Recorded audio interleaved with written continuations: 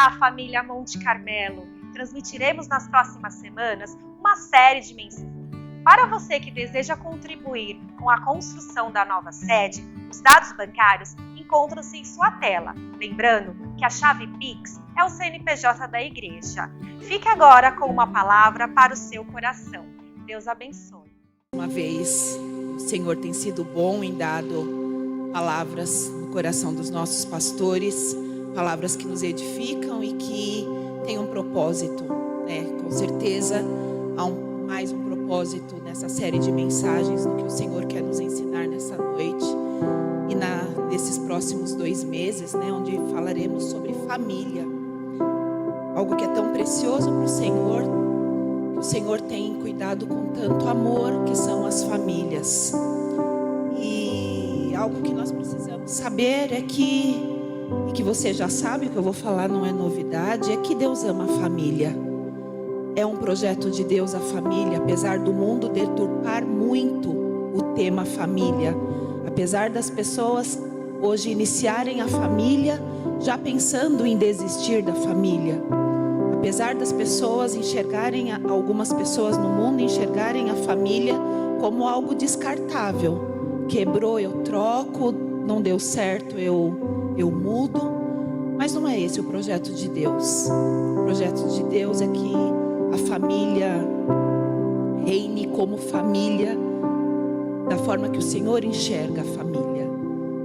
Não uma família que desestruturada, nem uma família onde fica cada um para um lado dentro de uma casa, mas uma família segundo o coração de Deus, segundo os preceitos do Senhor, segundo os princípios do Senhor. Isso é a família. Quando nós podemos ver o cuidado de Deus com a família, quando o primeiro milagre de Jesus, ele fez no início de uma família, estava iniciando uma família ali. A Bíblia diz que no casamento em Caná da Galileia, Jesus foi convidado para um casamento e lá ele fez o seu primeiro milagre. Por que Jesus fez esse milagre lá? Porque ele já se importava com a família. Ele não queria que aquela família fosse envergonhada. Ele não queria que aquela família que saíssem dali falando: olha, acabou o vinho. Olha como que fazem um casamento e não prestam atenção na quantidade que tem que ser servida. Jesus não permitiu. Tamanho é o amor que ele tem pela família. Ele foi e fez o seu primeiro milagre ali. E queridos, nessa noite a palavra que o Senhor colocou no meu coração está em Atos, capítulo 16, entre o versículo 25 e o 34. E você que pode, se você puder se colocar de pé, nós vamos ler. Eu trouxe na linguagem Nova Versão Transformadora, porque ela fala exatamente no sentido do que nós estamos falando na tradução família. Então a palavra do Senhor diz assim: por volta da meia-noite, Paulo e Silas oravam e cantavam hinos a Deus, e os outros presos ouviam. De repente houve um forte terremoto, e até os alicerces da prisão foram sacudidos. No mesmo instante, todas as portas se abriram e as correntes de todos os presos se soltaram. Quando o carcereiro acordou, viu as portas da prisão escancaradas. Imaginando que os prisioneiros haviam escapado, puxou a espada para se matar. Paulo, porém, gritou: não se mate, estamos todos aqui. E o carcereiro mandou que trouxessem luz e correu até o cárcere, onde se prostrou, tremendo de medo, diante de Paulo e Silas. Então ele os levou para fora e perguntou: senhores, o que eu devo fazer para ser salvo? E eles responderam: creia no Senhor Jesus, e você e a sua família serão salvos. Então pregaram a palavra do Senhor a ele e toda a sua família. Mesmo sendo tarde da noite, o carcereiro cuidou deles e e lavou as suas feridas. Em seguida, ele e todos os seus foram batizados. Depois, levou-os para sua casa e lhes serviu uma refeição. E ele e toda a sua família se alegraram porque creram em Deus. Amém. Vamos orar. Senhor, a tua palavra, Senhor, já fala conosco na leitura, porque a tua palavra ela é viva, porque ela é eficaz. Mas o que nós queremos te pedir neste momento é que o Senhor continue falando conosco.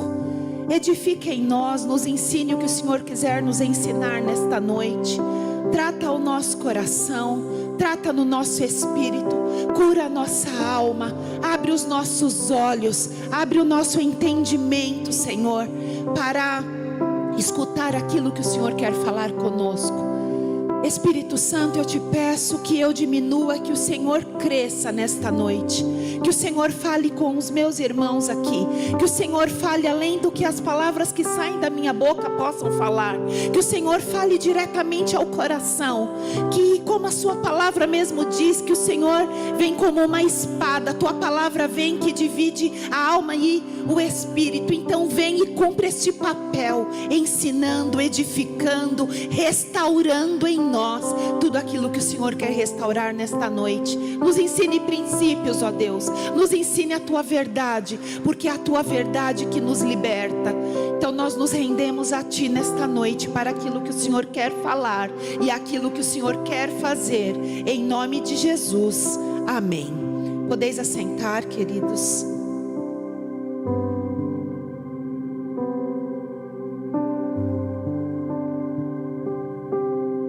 Queridos, nós temos um contexto aqui para chegar até o versículo 25, onde nós iniciamos a leitura. Um pouquinho antes, no versículo 16, começa o contexto por que Paulo e Silas foram presos. Eles estavam caminhando e a Bíblia diz que eles estavam indo em caminho para um momento de oração, quando eles encontraram uma moça que estava possessa por um espírito adivinhador. E eles encontraram essa moça, colocaram a mão na moça e expulsaram o espírito que estava naquela moça. Só que era um espírito, esse espírito adivinhador era um espírito que trazia muito lucro para os donos, muito lucro para os senhores ali que ela prestava serviço. E como o espírito foi expulso, ela não dava mais o lucro para os donos, né? Para os senhores. E quando eles perceberam isso, o que eles fizeram? Pegaram Paulo e Silas no meio da praça ali, levaram para as autoridades, né? A Bíblia diz que levaram para os magistrados ali. Eles arrancaram a roupa deles, eles foram açoitados e foram presos. Esse é o cenário antes do momento da prisão. Foi por esse motivo que eles foram presos injustamente. E as pessoas, os donos ali, as autoridades falaram que eles estavam praticando atos que não eram aprovados pelos romanos. Ou seja, ainda inventaram uma mentira e escutaram, e eles foram punidos por isso. E a Bíblia vem dizer que eles foram muito açoitados, a ponto de ficarem carne viva todo o corpo. E foram presos. E nessa prisão existia o lugar de outros presos também, mas existia um lugar ainda mais obscuro, mais interno, onde tinham troncos. E a Bíblia vem dizer que eles foram presos a esses troncos. Ou seja, além de açoitados, estavam lá presos a troncos. Mas a Bíblia em nenhum momento, a partir do momento desse texto todo, a gente não percebe em nenhum momento Paulo e Silas na prisão reclamando da dor, reclamando do sofrimento, ou até da questão de estarem ali injustamente. Pelo contrário, a partir do versículo 25, vem dizer que por volta da meia-noite, Paulo e Silas começaram a orar e a louvar a Deus. E eles estavam ali louvando e orando, cantando hinos a Deus, a ponto dos outros presos ouvirem o louvor deles. E é tão lindo, queridos, porque nós vemos o que o louvor, a adoração e a oração pode fazer. No momento que eles estavam ali orando, que eles estavam ali cantando, aconteceu como que um terremoto naquele lugar. Um terremoto a ponto de estremecer todas as estruturas daquela prisão, a ponto das cadeias serem quebradas, os grilhões serem desfeitos, as amarras serem quebradas, e todos os presos ali estavam soltos, ou seja, as correntes, os ferrolhos foram todos quebrados diante do poder da adoração, da oração. O poder da adoração e da oração. E aqui já fica uma primeira aplicação para as nossas vidas. Aqui já fica uma primeira lição para nós nesse texto. O quanto nós por vezes estamos passando por situações e ao invés de nós adorarmos e orarmos, nós murmuramos. E na murmuração e na reclamação, as coisas não acontecem, queridos. As coisas por vezes pioram diante das palavras que nós falamos, das palavras que saem da nossa boca. Mas Paulo e Silas ali, eles oravam e eles cantavam louvores. E quando eles estavam ali, esse terremoto que aconteceu naquele lugar fez com que eles fossem soltos.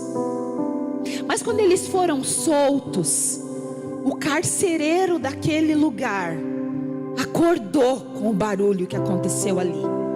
A Bíblia vem dizer que estava tudo escuro, era meia-noite. E o carcereiro acordou, ele despertou. Estava tão escuro a ponto de ele pedir luz para chegar até o outro lugar onde estavam os presos. E Paulo ouviu, pelo barulho, pelo rangir da espada, que esse carcereiro ia se matar. Por quê, queridos? Porque o contexto histórico da época, se um preso é dado em confiança para aquele carcereiro ficar ali tomando conta dele na prisão, e esse preso foge, aquele carcereiro paga aquele fugitivo com a própria vida. Então o carcereiro sabia que ele seria morto. O carcereiro sabia que pronto, agora abriu tudo, as portas estão abertas, está tudo ferrolho para um lado, cadeado para o outro. Eu vou ser morto, eu já vou me matar. E ele puxou a espada, mas nesse momento Paulo gritou para ele: não se mate. E ele prestou atenção nessa voz. E a Bíblia diz que ele foi ao encontro deles e perguntou para ele.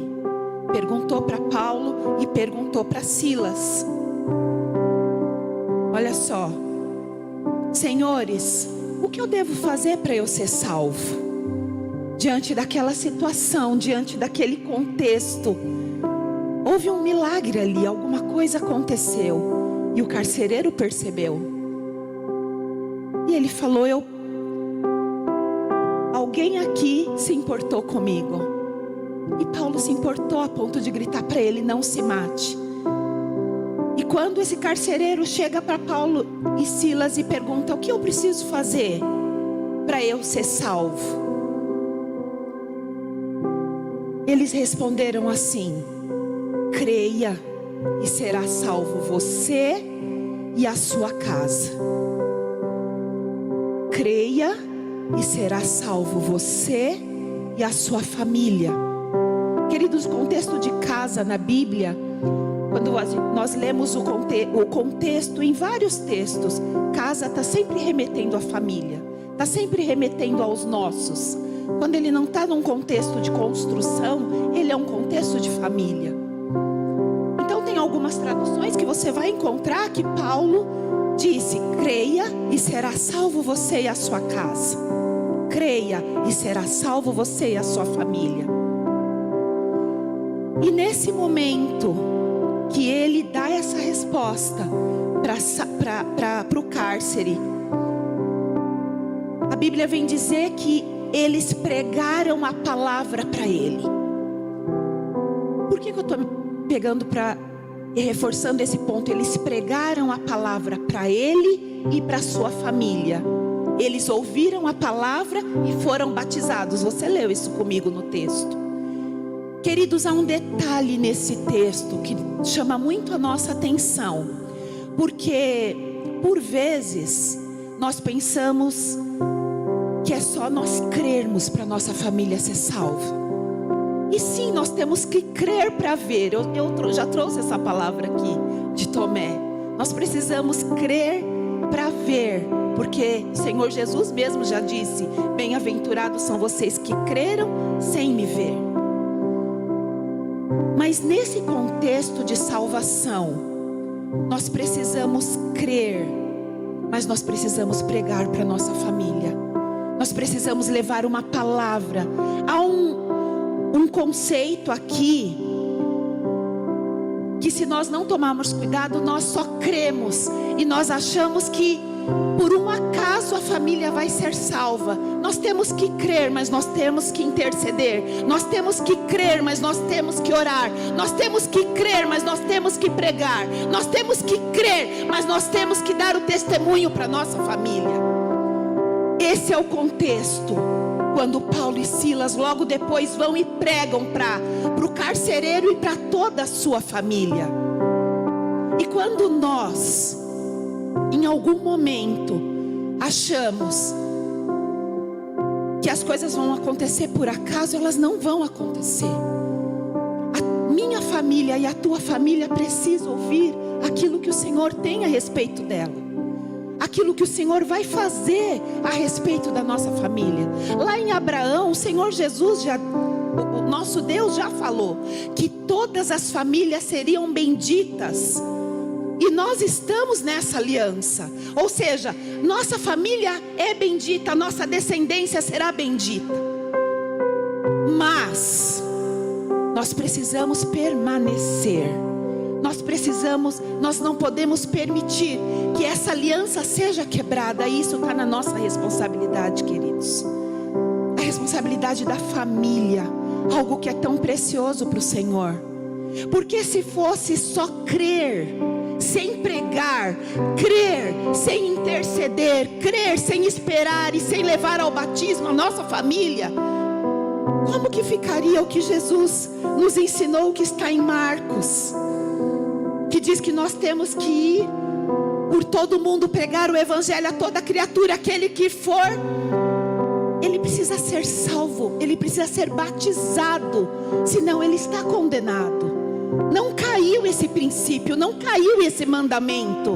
Nós precisamos ir. E por vezes a gente acha que a gente tem que atravessar o mundo. A família está do nosso lado. O amor ao próximo, o próximo está muito próximo de nós. Nós só precisamos pregar a palavra. Nós só precisamos falar: Jesus tem algo para fazer na tua vida. Jesus tem uma história nova para você viver. Você só precisa entregar sua vida para Ele cuidar. Sabe, queridos, da forma que por vezes nós ficamos só crendo, nós temos que crer. Mas tem outras passagens também, se nós lermos lá aqui no próprio livro de Atos, entre o capítulo 10 e o capítulo 11, também fala de Cornélio, que aconteceu da mesma forma. Apareceu um anjo para ele e falou: vai lá, busca Pedro para vir e pregar a palavra para você, para sua família, para os seus, diz o texto. E Cornélio mandou ir lá buscar Pedro. Pedro veio, pregou a palavra e diz que houve salvação ali. Há poder no momento da pregação da palavra. Há poder, há salvação para minha família e para a tua família. O que a gente não pode é desistir. O que a gente não pode é olhar e falar: esse não tem jeito mais.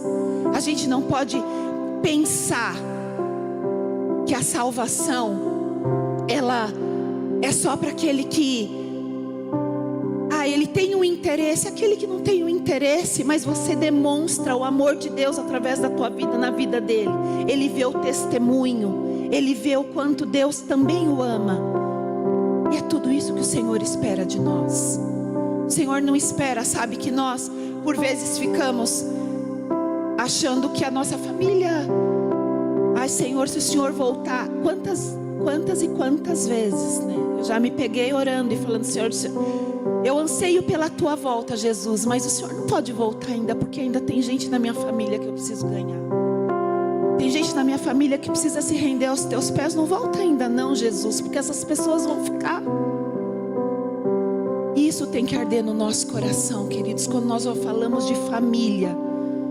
Família que é tão preciosa para o Senhor, família que é projeto de Deus nessa terra.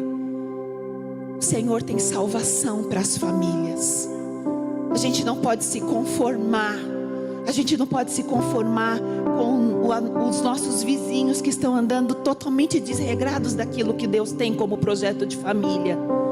O amor que está em nós precisa alcançar estas famílias. E quando eles se achegarem aqui, eles entenderem esse é o real sentido da família. E eu creio que Deus tem muitas coisas para falar nesses 2 meses sobre família para nós, para nos ensinar. Porque quando nós ouvimos de família, queridos, nós sabemos que Deus tem misericórdia. Lá em Deuteronômio 7 diz que Deus tem misericórdia e alcança as nossas gerações com bênção. A bênção do Senhor é alcançada até 1000 gerações. Ou seja, a aliança que nós temos vai estar sobre os nossos filhos, sobre os filhos dos nossos filhos, sobre os filhos dos filhos dos filhos dos filhos dos nossos filhos. E em nome de Jesus, as nossas famílias continuarão benditas nessa terra. Isso não vai ser quebrado. Mas há em nós uma responsabilidade de dobrar o nosso joelho e clamar. Há uma responsabilidade em nós de pregar aquilo que o Senhor espera que nós tenhamos como palavra para entregar para a nossa família. Ter sabedoria para falar. Sabe, por vezes a gente fica tentando também pelo muito falar. É pelo testemunho, é pelo amor também. Então que a gente possa pedir sabedoria para o Pai nesta noite. Que a gente possa pedir para o Senhor: Senhor, nos ajude a cumprir o meu papel para salvar a minha família. Sabe, enquanto eu preparava essa palavra, eu lembrei o nosso momento de conversão. Quando o Edson recebeu um convite de uma amiga na faculdade, na época que ele estudava, que ele fazia a faculdade, e nós totalmente desestruturados quanto família, uma família que Deus entrou com misericórdia e graça para nos colocar de pé novamente, né?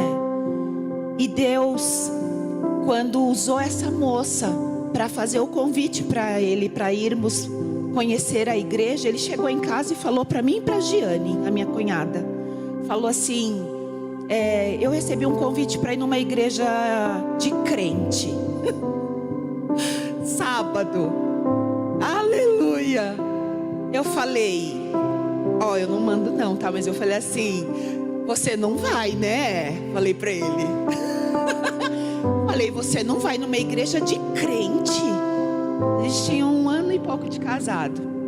Eu falei: numa igreja de crente. Você vai numa igreja de crente, eu não vou mais poder cortar o cabelo, não vou mais poder raspar o braço, vou ter que só usar saia. Eles vão vir aqui em casa, vão quebrar a televisão, vão falar que a gente não pode mais ter um monte de coisa aqui. A Giane falou: isso mesmo, Gê, ele não vai não. Aí o que aconteceu, queridos? Quando deu sábado, 6:30 da tarde, ele foi tomar banho e falou: eu vou. Glória a Deus que ele colocou lá, se posicionou. Ele falou: vocês eu não sei, mas eu vou. Aí eu e a Giane falou: se ele vai, a gente vai junto, porque depois ele vai lá e vai dar todo o dinheiro lá na igreja. A gente já estava ruim de dinheiro, já estava tudo. Vai chegar lá, vai dar todo o dinheiro lá e vai ainda vir com esses crentes aqui em casa. É melhor a gente ir, Giane, para ele não fazer besteira. Então vamos. Daí nós fomos, queridos, naquele dia. E uma bênção foi. Nós chegamos já estava acontecendo louvor, um fogo descendo como hoje aqui, caiu bênção do Senhor. E houve apelo naquela noite. E eu lembro só que nós 3 chorando muito com a palavra. E na hora do apelo, Eu sei que nenhum olhou um para o outro, mas os três vieram à frente para aceitar Jesus naquela noite. E quando o Edson, ele fala que ele abriu os olhos, ele viu eu e a Jane, cada uma de um lado. E o Senhor começou uma obra naquela noite. Esse ano agora, em fevereiro, fez 27 anos isso. E queridos, por que eu estou trazendo esse testemunho aqui? Porque nós estávamos lá num sábado e falaram conosco assim, para vocês verem quando diz aqui que Paulo e Silas foi até em casa, né? Foi em casa com a família, eles foram batizados, fizeram um lanche lá o carcereiro fez um lanche para Paulo e Silas. Nós tivemos um convite assim. Uma pessoa que caminhou conosco, nos discipulou na época, chegou e falou: olha, vocês não querem que a gente vá lá na casa de vocês fazer uma oração? E aqui eu quero aproveitar esse momento e dizer: a tua casa é uma casa de bênção que pode salvar muitas pessoas. A tua casa pode ser uma porta onde você pode trazer outras pessoas ali para funcionar um GC, e as pessoas terem a vidas transformadas, restauradas. Foi o que aconteceu conosco. Esse casal chegou para nós e falou: vocês não querem que a gente pode ir lá na sua casa fazer uma oração? Queridos, a gente ali depois daquele momento a gente já estava aceitando tudo. Glória a Deus, já tinha uma leveza em nós, já tinha um agir do Espírito em nós. E nós falamos: nós queremos. E aí elas marcaram para o sábado seguinte. No sábado seguinte nós convidamos a minha mãe, o meu pai, a minha sogra, o meu sogro, a minha irmã, o meu irmão. Todos estavam lá. Foi outra noite de salvação. Fizeram apelo e naquela noite também todos ali já aceitaram Jesus como o único e suficiente Salvador. E dali a 5 meses nós todos nos batizamos. No mês de junho, 11 de junho de 95. Então, queridos, quando eu preparava essa palavra, Deus trouxe ao meu coração o quanto o Senhor faz quando nós nos colocamos e queremos que algo bom que aconteceu em nós aconteça também com o da nossa família. A gente não tinha muito entendimento do que era aceitar Jesus, do que era salvação, do que era morar no céu, eternidade. Quando você vem para Jesus, você não entende muito essas coisas. Mas o que houve em nós, no nosso coração, no nosso interior, naquela noite, que nós falamos: foi tão bom. Que leveza é essa? Que peso é esse que saiu das nossas costas? E justamente foi pregar. O pastor pregou Mateus 11, 28, que fala: entrega o seu fardo para mim. Tá pesado demais para você. Entrega, deixa eu carregar para vocês. E eu sei que naquela noite nós de fato entregamos tudo para o Senhor. Mas o que nós estávamos vivendo de bom naquela noite, a gente queria que a nossa família vivesse também. E meus pais espíritas, a parte da Dona Elisa, do seu Cido também, quando eram mais novos, espíritas também. Ou seja, não era religião ali. A gente não sabia nem pregar nada para eles. Mas a gente falou: olha, Deus é bom. A gente escutou que Jesus ama a nossa vida e que Ele tem um propósito para nós. E a gente queria que vocês também ouvissem isso. E foi com esse convite eles foram lá. E Deus começou uma obra na nossa família. E glória a Deus por isso. Então, queridos, na vida do carcereiro também começou uma obra no momento que Paulo falou para eles: creia e será salvo você e a tua família. Então que nesta noite você tenha essa palavra no teu coração. Sabe? Creia e será salvo você e a tua família. Creia e será salvo você e a tua casa. Por mais difícil que você olhe, que a situação esteja por mais distante, e você pense assim: talvez isso é muito difícil de acontecer. Não pense assim. Porque eu olhava para minha mãe e falava: ai, minha mãe não vai querer nunca pisar numa igreja de crente. É isso. E olha ali ela sentada para a glória de Deus. Então, queridos, é Deus que faz. É só o Espírito Santo que move. É só Ele que tem o poder e o propósito em todas as coisas. A gente só precisa crer e pregar a palavra. A gente só precisa crer e convidar. Se você não tem vergonha de falar, se você não sabe o que falar, fala: olha, vem cá, vem comigo, eu vou te fazer um convite. Traz a pessoa aqui. O amor que está nesse lugar vai envolver o coração dela. A palavra que é pregada vai entrar e vai fazer uma restauração e uma mudança no interior, e ela vai perceber que algo novo aconteceu. Mas faça isso, queridos. Creia, e será salvo você e a tua casa. E a minha oração nessa noite, para nós concluirmos, queridos, eu gostaria de ler o que está em Números. É uma bênção sacerdotal, mas é uma bênção para a família. É uma bênção onde Moisés falou para Arão: olha, vai lá e abençoa os filhos de Israel. E quando o Senhor Jesus fala que em Abraão todas as famílias serão benditas nessa terra, essa bênção está sobre nós. Então a palavra diz assim: que o Senhor nos abençoe, que o Senhor nos guarde, que o Senhor faça resplandecer o seu rosto sobre nós, que Ele tenha misericórdia de nós, que o Senhor sobre nós levante o seu rosto e que Ele nos dê a paz. Que se há falta de paz no teu espírito, queridos, porque você está vendo um familiar teu fora dos caminhos do Senhor, que nesta noite você receba esta paz. Que o Senhor te guarde, que o favor de Deus te encontre nesta noite e que encontre o teu familiar também. Mas que você possa viver em nome de Jesus a salvação para você e toda a sua casa. Amém. Você que crê nessa palavra, você que precisa e que quer a salvação para a tua família, se coloque de pé. Nós vamos orar.